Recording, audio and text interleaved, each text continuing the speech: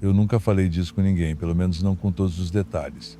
Fico com receio de que pensem que enlouqueci ou que foi o estresse. Só que eu conheço muito bem minha mente, talvez até demais. E sei o que vi. Sei o que vivi naquela fazenda. Já se passaram 7 anos, mas tem noite que ainda acordo com o cheiro da terra molhada e o som daquele silêncio pesado, o tipo de silêncio que parece esconder alguma coisa. Na época eu tinha 32. Depois que meu pai morreu, a fazenda ficou comigo. Meu irmão mais novo quis vender a parte dele e foi viver na cidade. E eu até entendi. A gente cresceu ali, mas desde pequenos já sabíamos que a terra mexia diferente com cada um. Eu sempre me senti preso àquele lugar, não no sentido romântico, nada de raízes, tradição ou bobagem poética. Era mais como uma obrigação, como se abandonar a fazenda fosse pior do que ficar. E talvez fosse mesmo. A casa era antiga, herança do meu avô, madeira escurecida pelo tempo, piso que rangia em qualquer hora do dia e uma varanda que dava para um campo que parecia não acabar nunca.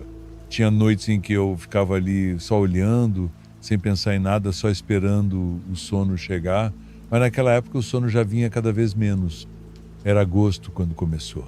Eu lembro porque tinha um cheiro estranho no ar, seco, como de palha queimada misturado com alguma coisa azeda. Achei que fosse algum bicho morto na mata, mas a sensação vinha mesmo quando eu estava dentro de casa. Fui empurrando a ideia para longe, até que uma noite acordei com um som vindo do curral. Pensei que fosse algum bezerro perdido ou uma vaca agitada. Peguei a lanterna, calcei as botas e saí. No caminho, senti aquela presença. Não sei explicar de outro jeito. Não vi nada, mas soube que não estava sozinho. O ar parecia mais pesado, mais difícil de puxar. Quando cheguei no curral, tudo parecia normal, pelo menos à primeira vista. Até que vi a porta do celeiro aberta. Aquilo não fazia sentido. Eu lembrava bem de ter trancado. Entrei devagar, com a lanterna tremendo na mão. O interior estava escuro como breu. O cheiro era mais forte ali, quase impossível de suportar. Foi quando ouvi lá no fundo um som abafado, como se alguém arrastasse alguma coisa no chão. A luz da lanterna dançava nas paredes até que passou por algo e voltou sozinha. Parei, voltei a lanterna para o ponto e vi algo parado. Não consegui ver direito, mas era alto, imóvel e parecia me encarar. Saí correndo. Não lembro de ter trancado a porta de volta. Naquela noite dormi no sofá com a espingarda ao lado. Passei o dia seguinte tentando me convencer de que era só algum andarilho ou até um vulto mal interpretado, mas no fundo eu sabia que não era. As semanas seguintes foram se acumulando em pequenos absurdos. Portas que eu tinha certeza de ter fechado apareciam abertas. Pegadas de gente descalça no barro da varanda, mesmo sem sinal de arrombamento. Um dos bois foi encontrado morto, corpo rígido, mas sem ferimentos visíveis.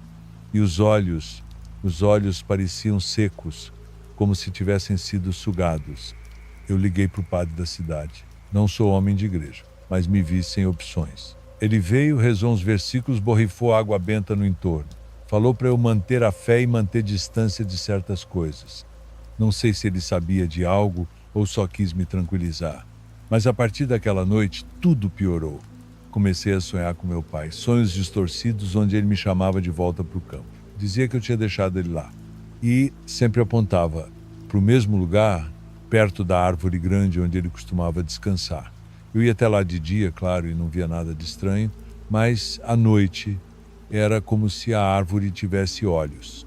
Certa vez acordei com passos dentro de casa, achei que fosse um ladrão e corri com a espingarda. Vasculhei cada canto, mas não tinha ninguém. Só encontrei a cadeira de balanço do meu pai, que ficava na varanda, agora dentro do meu quarto, encostada na parede, balançando. Foi nessa época que comecei a pensar se eu estava enlouquecendo. Me peguei conversando com a casa. Às vezes xingava os cantos como se esperasse resposta. Outras vezes implorava silêncio. E em uma noite, isso me custa admitir, eu pedi desculpas. Não sei para quem, só pedi. Os vizinhos mais próximos começaram a evitar contato. Uma senhora, Dona Elvira, que sempre trocava ovos por leite comigo, deixou de aparecer. Fui até a casa dela um dia e o filho dela disse que a velha não queria mais saber de conversa com quem mexe com coisa errada. Eu nem sabia o que responder. Mexer com coisa errada? Nunca toquei em nada que não fosse bicho, terra e café. Até que chegou a última noite. Era uma terça. Eu acordei com o som do rádio da sala ligado. Só que o rádio estava desligado há meses, tinha queimado num curto. Quando cheguei lá não havia som nenhum, mas senti como se alguém tivesse acabado de sair da cadeira do meu pai. Ainda estava balançando. Fui até o campo, não sei porquê. Talvez pelos sonhos, talvez por um impulso que não era meu. Levei a lanterna, a espingarda e um medo que eu mal conseguia esconder de mim mesmo. Andei até a árvore. No começo, nada. Só o vento, o mato farfalhando, o frio da madrugada. Mas aí senti um cheiro, conhecido mesmo, o cheiro azedo de agosto, e ouvi algo, não um som, algo dentro da minha cabeça, como uma ideia que não era minha, mas falava comigo. Me vi ajoelhado, escavando com as mãos perto da raiz da árvore. Não entendi por quê, mas continuei. Cavei até encontrar algo duro, madeira, um caixote pequeno, velho. Quando abri, vi o impossível. Era a aliança do meu pai, aquela que ele foi enterrado usando, e um pedaço da camisa dele. Mas o que me fez largar tudo e correr foi o último objeto, uma fotografia minha, rasgada, queimada nas bordas. Depois daquela noite, nunca mais dormi lá, vendi a fazenda ou o que consegui dela. Antes de continuar para o próximo relato, comente de qual cidade você está assistindo e eu vou responder a todos que comentarem. Não se esqueça de se inscrever no canal e ativar o sininho de notificação para não perder nenhum vídeo novo. Agora, vamos continuar. Eu sempre soube que aquela terra guardava coisa demais em silêncio. Tem gente que diz que terra de fazenda é só trabalho e solidão, mas não é bem assim. A terra ouve, a terra lembra. Ela absorve todo o sangue, o choro, a raiva e guarda. Finge que esquece, mas não esquece. E se você ficar tempo demais nela, começa a sentir que tem alguma coisa lá embaixo, viva, esperando. Meu nome é Marina, tenho 47 anos, nasci e cresci numa fazenda no interior do Mato Grosso do Sul. Morei fora um tempo, casei, tive 2 filhos, mas acabei voltando. Voltar foi uma escolha e também uma desistência. A cidade me engolia. Depois do divórcio, com 2 meninos pequenos e uma cabeça cheia de coisa mal resolvida, achei que seria melhor voltar para o lugar onde tudo começou. Só que essa volta me custou mais do que eu podia imaginar. A fazenda era dos meus avós. Meu avô morreu quando eu ainda era adolescente. Minha avó viveu até uns 80, tempo suficiente para me deixar uma porção de alertas que eu ignorava. Sempre que eu passava perto do velho poço, ela falava, não chega aí, isso foi enterrado por um motivo. Eu ria. Criança acha que velho vê fantasma em tudo. Hoje eu entendo. O medo dela não era superstição, era memória. O poço ficava num canto afastado, perto da cerca do fundo. Já estava tampado desde antes de eu nascer. Diziam que era fundo demais e que uma mulher lá pelos anos 50 tinha caído ou se jogado. Ninguém sabia ao certo. Alguns diziam que era uma empregada que enlouqueceu depois de perder um filho. Outros que era uma mulher que meu bisavô teria engravidado e mandado sumir. Muita história mal contada. E ninguém nunca mexeu ali. O concreto em cima parecia frágil, como se estivesse só fingindo que conseguia segurar o que havia por baixo. Voltei para a fazenda com meus filhos quando o mais novo tinha só 5 anos. O mais velho, Pedro, já tinha 9. Eles se adaptaram bem.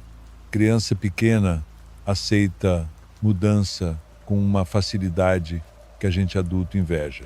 E no começo, tudo era silêncio, calmaria, rotina, mas foi só no começo. Lembro do dia exato que tudo começou a mudar, era final de tarde. Eu estava na cozinha fazendo bolo de fubá. O mais novo entrou, com o rosto sujo de terra e um sorriso leve, do tipo que a inocência carrega. Ele encostou no balcão e disse, como se estivesse falando qualquer coisa, a moça do poço disse que está com sede. Eu parei com a colher no ar, olhei para ele. Perguntei, que moça, filho? Ele apontou para a janela, ainda sorrindo. Não tinha ninguém. Tentei não demonstrar preocupação. Criança inventa amigo imaginário, eu sei. Mas aquilo tinha um tom diferente. Tinha algo na forma como ele falou, não era brincadeira. Era constatação. Naquela noite não consegui dormir direito. Por volta das 2 da manhã ouvi um barulho seco vindo do fundo da fazenda, como um estalo depois outro. Sentei na cama, o cachorro, que sempre dormia na varanda, começou a latir. Peguei a lanterna e fui até a porta, mas não tive coragem de ir até lá. Fiquei na varanda tentando ouvir mais, nada. O silêncio depois do barulho era o pior tipo de silêncio que existe. Não era calma, era ausência. No dia seguinte, falei com meu marido na época, a gente ainda estava tentando reatar, ele era cético até demais, foi até o poço no fim da tarde, voltou com a cara diferente, disse que a tampa estava deslocada, como se alguém tivesse tentado levantar. É bicho, ele disse, mas não sustentava a frase. A lanterna dele caiu no chão quando contou, e quando pegou de volta a mão tremia. Ele contou baixinho que achou ter visto algo. Uma mão magra, clara, saindo por uma das frestas. Disse que era fina demais para ser de homem, quase sem carne, como se a pele estivesse esticada direto no osso. Depois disso ele não voltou mais na fazenda, a reaproximação terminou ali. Ficamos eu e os meninos, mandei cimentar o poço no dia seguinte. Trouxe 2 peões da cidade, pedi para reforçar com pedra e malha de ferro. Eles estranharam, disseram que era exagero, mas fizeram. Durante as semanas seguintes, começaram os episódios que até hoje me fazem duvidar da minha sanidade. A água da caixa d'água de vez em quando vinha escura, com cheiro de ferro. Os bezerros começaram a nascer mortos, sempre com os olhos abertos. O mais velho dos meus filhos teve febres frequentes e começou a dormir mal. Reclamava que ouvia alguém chorando perto da janela, uma voz fraca, pedindo por água. Eu não sei se foi coincidência, mas toda vez que eu lavava o rosto ou tomava banho, tinha a impressão de que alguém me observava do espelho, não pelo espelho de dentro. Como se os olhos estivessem ali, por trás da superfície. E sempre eu sentia o mesmo arrepio no braço esquerdo. Nunca no direito, sempre o esquerdo. Comecei a conversar sozinha, às vezes em voz alta, às vezes só com o pensamento, pedia para que aquilo parasse, prometia sair dali e vender tudo, mas a verdade é que eu não conseguia ir embora. Algo me prendia. O medo que não vinha de fora vinha de mim, como se a fazenda soubesse de todos os meus fracassos, de todas as minhas culpas, como se estivesse me lembrando que não adiantava fugir. Uma noite encontrei meu filho mais novo no quintal, sozinho, parado, olhando para a cerca do fundo. Ele estava descalço, com os pés sujos de barro, a camiseta molhada. Quando o chamei, ele respondeu sem virar. Ela disse que agora já pode sair. Peguei ele no colo e levei para dentro. Ele dormiu rápido, mas ficava sorrindo no sono. Um sorriso errado, como se estivesse ouvindo alguma coisa que eu não podia. Na manhã seguinte, a tampa do poço estava trincada, não quebrada, rachada, como um osso se partindo devagar. Foi nesse ponto que percebi que aquilo não era apenas lembrança de uma tragédia antiga. Era presença, era contínuo e vinha através da minha família, porque eu também sonhei. Sonhei com uma mulher molhada, os cabelos cobrindo o rosto, parada dentro de casa. Não se mexia, só olhava. E quando acordei, a cama estava molhada, não de suor. A coxa inteira parecia saída de um tanque. Não sei quanto tempo isso durou. As noites perderam o sentido, os dias se misturaram. Eu me isolava, com medo de contaminar as pessoas com o que havia naquela casa. Fiquei com vergonha de admitir que estava perdendo o controle. Meus filhos já não olhavam mais nos meus olhos, como se por algum motivo eles não me reconhecessem. O desfecho veio numa madrugada chuvosa. O cachorro latiu de novo, o mais velho apareceu na porta do meu quarto, pálido, dizendo que o irmão tinha saído. Corri. Fui até o fundo da fazenda. A chuva engrossava e o barro cobria minhas pernas. Cheguei até o poço. A tampa não estava mais lá. Meu filho mais novo estava de pé, na borda, nu, sem reagir, como em transe. Quando me aproximei, ele disse quase num sussurro. Ela disse que só quer o que é dela. E antes que eu pudesse entender, ele se virou e pulou. Mas não caiu. O que eu vi ali não tem explicação. O poço estava seco e ele não caiu. Ele sumiu. Como se tivesse sido puxado, como se a terra o tivesse engolido. Dias depois, os bombeiros e a polícia vieram, procuraram, fizeram medições. Disseram que o poço era raso demais para ter engolido uma criança. Disseram que eu devia estar em estado de choque. Disseram muita coisa. Mas ninguém trouxe ele de volta. Hoje moro em Campo Grande. O mais velho cresceu calado. Mal fala do irmão. Eu também evito. Não se esqueça de curtir o vídeo e se inscrever no canal. Sua inscrição ajuda demais. Agora vamos a mais um relato. Oi, eu me chamo Antônio, tenho 62 anos. Sou fazendeiro no interior de Minas, perto de São Roque de Minas. Não vou entrar em muitos detalhes sobre a localização exata por motivos que vocês vão entender mais para frente. Não sou de ficar falando essas coisas. Sempre fui cético, na medida do possível. Daqueles que só acredita quando vê e mesmo assim desconfia. Mas tem coisa que a gente não explica, não com lógica. Eu já tentei esquecer, ignorei isso por décadas, mas ultimamente, com a cabeça mais quieta e o coração mais fraco, isso tem voltado com força.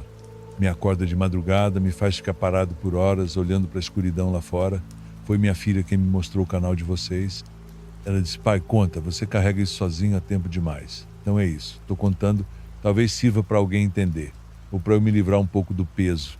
A fazenda onde eu moro tem mais de 100 anos. Passou por 4 gerações. Meu bisavô, que construiu tudo, era homem duro, ríspido, daqueles que gritava mais com o gado do que conversava com gente. Dizem que ele tratava os empregados com mão de ferro. Teve um capataz, um tal de Elias, que ficou muitos anos aqui. Fiel, calado, até que um dia sumiu. Meu pai contava, sempre em voz baixa, que Elias foi encontrado enforcado dentro da sede velha, com a corda amarrada no vão da escada principal. Mas ninguém nunca explicou direito o porquê.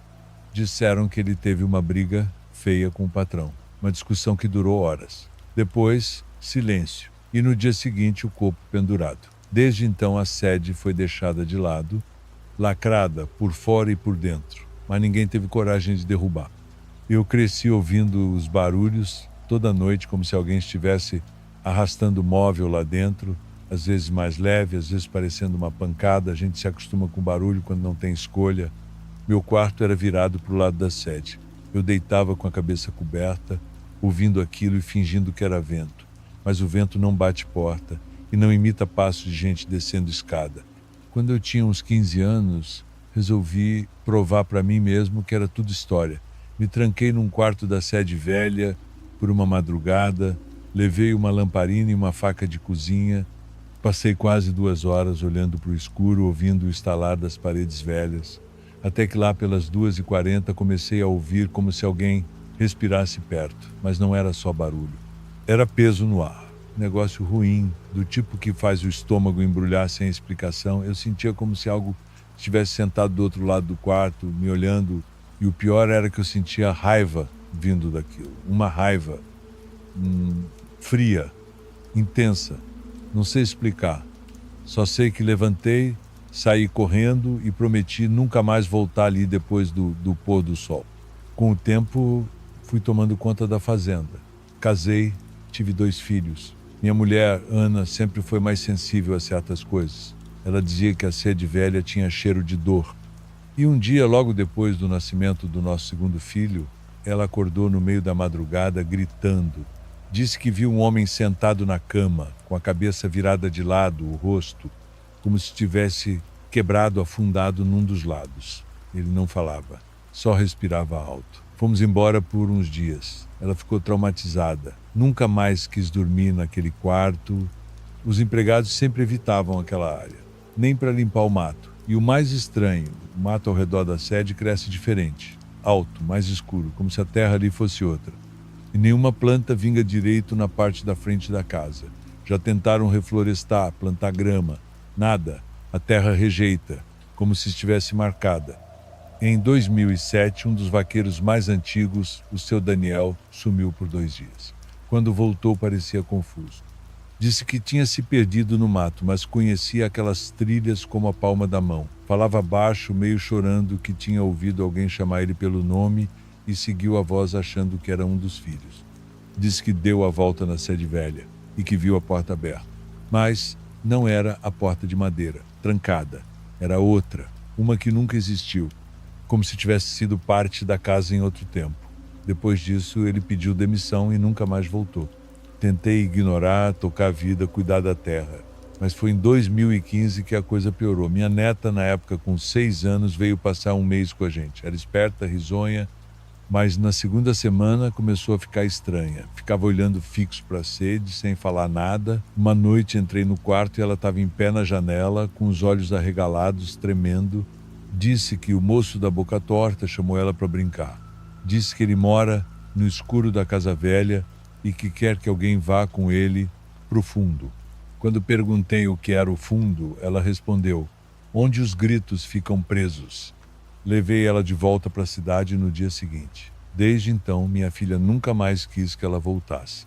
Não sei mais o que é realidade nisso tudo. Eu já pensei em vender a fazenda, mas a terra é tudo que eu tenho, tudo que restou. Depois que Ana faleceu, em 2020 eu fiquei aqui sozinho. Os empregados cuidam do básico, mas vão embora antes do anoitecer. Eu durmo numa parte nova da casa, do outro lado do terreno. Mesmo assim, ouço toda noite a cadeira rangendo lá dentro, a porta se fechando devagar. E quando o relógio marca 3 da manhã, vem o grito. Não parece humano, mas também não parece de bicho. É uma coisa crua, como se a dor de alguém tivesse virado o som. E esse som nunca cessa. Semana passada, tentei ir até a sede durante o dia. Só olhar. A porta estava com marcas, como se unhas tivessem arranhado a madeira de dentro para fora, e a maçaneta quente. No sol da manhã, quente demais. Eu escrevo isso não para assustar, mas porque carrego isso comigo faz tempo demais. Tem alguma coisa naquela sede, algo antigo, algo que se alimenta do que a gente esconde. Raiva, arrependimento, mágoa. Eu vejo isso nos meus sonhos agora. Vejo o Elias com a cabeça caída para o lado, me olhando, como se esperasse alguma coisa de mim, como se eu fosse o próximo a entender o que é o fundo. Se alguém aqui acredita, por favor, só me diga o que fazer. Porque eu já não sei mais se estou sozinho nessa fazenda, ou se eu nunca estive. Agora seguimos com o próximo relato. Meu nome é Sebastião, tenho 55 anos, moro no interior da Bahia, perto de uma cidadezinha chamada Licínio de Almeida. Trabalho na roça desde que me entendo por gente. Já fui vaqueiro, retireiro, cortador de cana. Hoje cuido mais de pasto e trato dos bichos. Sou homem simples, não tenho estudo alto, mas o que vivi nesse pedaço de terra é mais do que muito livro consegue contar. E olha, eu não sou de ficar falando disso. Quem vive no mato aprende desde cedo a calar certas coisas. Mas agora, com meu filho já crescido e eu com o coração meio apertado, senti que era hora de dividir o que aconteceu. Minha nora que me mostrou esse canal disse que tem gente contando coisas parecidas. Então aqui estou eu tentando botar em palavras o que até hoje me tira o sono. Tem uma estrada de terra que corta um pedaço da fazenda. É uma faixa estreita, ladeada de cerca velha e um capim que nunca para de crescer mesmo quando está na seca. Essa estrada leva até um açude pequeno e passa por uma área que era, no tempo do meu avô, usada para tirar lenha. O povo aqui chama de Corte Velho, só que tem um aviso que a gente aprende desde pequeno. Não passa por lá depois das 11 da noite. Dizem que isso vem de gerações. Que um carreiro homem que tocava carro de boi foi esmagado naquela estrada. O carro estava carregado de lenha e numa curva dizem que um dos bois se assustou e virou. O carro tombou, passou por cima dele e ninguém encontrou o corpo inteiro. Meu avô jurava que viu o acidente, era menino na época. Diz que o grito daquele homem ficou preso no chão como se a terra tivesse engolido. Desde então, quem passa ali de noite ouve o barulho de um carro de boi vindo atrás. Não tem quem nunca tenha escutado. Começa devagar. Primeiro o rangido da madeira, como se as rodas estivessem forçando os eixos. Depois o barulho seco das rodas na terra batida. O som vem crescendo, como se fosse se aproximando. E quando parece que está quase encostando nas suas costas, desaparece. Só que nunca se vê nada, só o som. E o silêncio que fica depois é pior do que o barulho. A primeira vez que escutei foi com 15 anos. Estava voltando de uma pescaria com meu tio. A gente vinha calado, carregando um saco com os peixes quando começou. Ele parou no meio da estrada e disse: "Anda, não olha para trás, reza em silêncio." Eu tremia. A gente andou rápido até sair do trecho. Ele nunca falou sobre aquilo depois, nem eu. Mas o que me fez contar essa história agora foi o que aconteceu no ano passado. Eu e meu filho Marcos fomos até o curral à noite porque uma das vacas estava com um parto complicado. Ficamos lá até mais de 11. Quando terminamos, começamos a voltar e eu já sabia que ia ter que passar pelo trecho. Pensei em cortar por dentro da mata, mas era escuro demais. Decidimos ir rápido, Quando chegamos na entrada da estradinha, senti o ar mudar. Parece besteira, mas o cheiro do mato estava diferente. Mais seco, mais forte. Como se alguma coisa estivesse se preparando. No meio do caminho, ouvimos. Primeiro leve, depois cada vez mais alto. O som das rodas, o estalo da madeira, o chiado do chicote. O som vinha com força, como se alguém estivesse tocando os bois com raiva. Meu filho agarrou meu braço e perguntou baixinho: pai, tem alguém vindo? Eu não quis assustar ele. Só disse para ele andar sem olhar para trás e rezar. Ele fez, mas eu senti o corpo dele tremendo. De repente o som parou, seco, como se tivesse desaparecido no ar. Mas eu juro por tudo que eu vi uma respiração pesada atrás da gente, não vento. Respiração, como se alguém grande estivesse ali, esperando a gente parar. Chegamos em casa pálidos. Minha esposa olhou para a gente e só disse: eu falei para vocês não passar por lá depois da ordenha. E não disse mais nada, porque ela já sabia. Depois disso, começamos a evitar aquela estrada. Mas o que me preocupa é que não parou por aí. Uma semana depois, meu filho começou a ter sonhos ruins. Acordava gritando, dizendo que sonhava com um homem coberto de barro, com o rosto todo esmagado, andando devagar pelo terreiro. Disse que no sonho ele dizia só uma frase: volta o que foi tirado. A gente achou que era coisa da cabeça dele, do susto, do nervoso. Mas aí a vaca que a gente ajudou naquele parto, ela morreu do nada.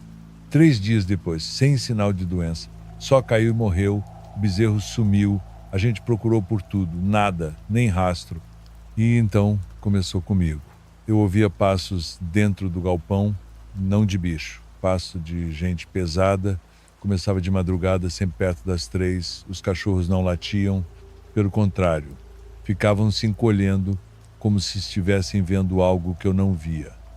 Numa dessas noites, levantei com coragem para ver. Peguei o facão, abri a porta e vi pegadas. Pegadas humanas, fundas, na terra úmida, mas estavam viradas na direção da porta, como se alguém tivesse vindo até ali. E parou, e ficou, esperando. Passei a evitar dormir sozinho. Quando eu falava disso, minha esposa pedia para parar. Diz que quanto mais se fala, mais se atrai. Mas o que fazer quando a coisa já está ali? Já entrou, já pegou gosto pela tua presença. Teve uma noite que acordei com uma sensação de peso no peito, mas não era de dentro, era de fora.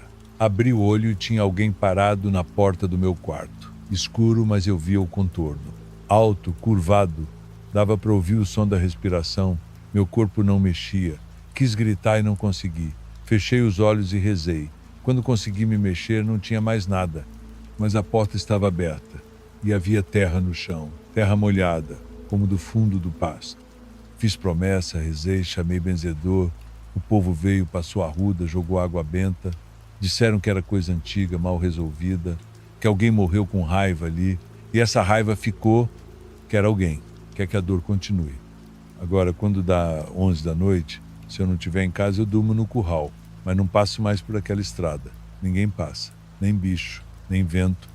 E o mato cresceu tanto lá que parece um túnel que engole som e que às vezes devolve um barulho de madeira velha vindo lá do fundo. Estou contando isso porque já vi gente pensar que essas histórias de interior são invenção, que é exagero de matuto. Mas eu sei o que eu vi, sei o que vi. E sei o que ainda sinto. Toda vez que olho na direção do Cortivelho, tem coisa que vive onde o sangue caiu. E quando a terra não aceita o descanso, ela cobra. Cobra todo dia, toda noite. Até que alguém pague. Agora seguimos com mais uma história que vale ser ouvida com calma. Boa noite. Meu nome é Luciana. Nasci e cresci numa fazenda no interior do Paraná. Meus pais ainda moram lá. Mesmo depois de tudo, eu tentei sair, mudei para a cidade por uns anos, trabalhei, casei, me separei, mas foi como se aquela terra tivesse ficado agarrada em mim. Não só pelo barro, pelo cheiro de esterco ou pelo som das cigarras no fim da tarde, mas por uma sensação que nunca me deixou de verdade. Como se uma parte de mim tivesse ficado presa naquela estrada dos fundos, a tal estrada de areia. Quando eu era criança, minha mãe sempre dizia para a gente evitar aquele caminho depois das 6. Ela falava baixo, como quem tem medo, até das próprias palavras. Não mexe com o que não é da tua conta, ela dizia, e a gente obedecia. Criança no mato aprende cedo a escutar. Não é que a gente acreditasse em tudo, mas tem certas coisas que só se entende com o tempo. Eu só fui perceber o que ela queria dizer de verdade no dia em que vi aquela menina. Eu tinha 17 anos e estava voltando da casa da minha tia, Dona Lourdes, que morava ali perto, do outro lado do milharal. Eu demorei mais do que devia porque meu primo tinha levado um rádio novo e a gente ficou ouvindo música, conversando. Quando percebi, já estava escurecendo. Tentei cortar caminho pela estrada de areia que passava atrás do galpão velho onde guardávamos os arreios. Era um atalho que eu conhecia bem, apesar dos avisos da minha mãe. Aquele dia o céu estava estranho. Nenhuma estrela apareceu e o ar parecia mais pesado do que o normal. Um silêncio que não era silêncio, como se o mundo tivesse prendido a respiração. No começo, achei que era só minha cabeça, mas quando vi a menina, entendi que não era. Ela estava parada no meio da estrada, de costas, pequena, fininha, usando um vestido branco encardido, daqueles antigos, que nenhuma criança da nossa região usava mais. O cabelo ia quase até a cintura. Achei que era filha de algum colono. Me aproximei, falei alguma coisa, não lembro direito. Perguntei se ela estava perdida, talvez. Foi aí que ela virou o rosto. Não tinha olhos. Era só buraco. Um preto que puxava, um vazio tão escuro que me deu vertigem. Eu não lembro o que fiz. Só lembro de acordar na minha cama, minha mãe do lado, chorando, rezando em voz baixa. Disseram que me encontraram sentada na varanda, com os pés sujos de areia, tremendo. Passei 2 dias sem conseguir falar. Tentei explicar depois, mas ninguém quis ouvir direito. Ou talvez não soubessem o que dizer. Depois disso, meu pai levou um padre lá. Benzeu a estrada, jogou sal, levou uma cruz de madeira que ficou fincada ali por anos. Por um tempo as coisas pareceram acalmar, mas de vez em quando o pessoal da fazenda dizia que via marcas de pé na areia.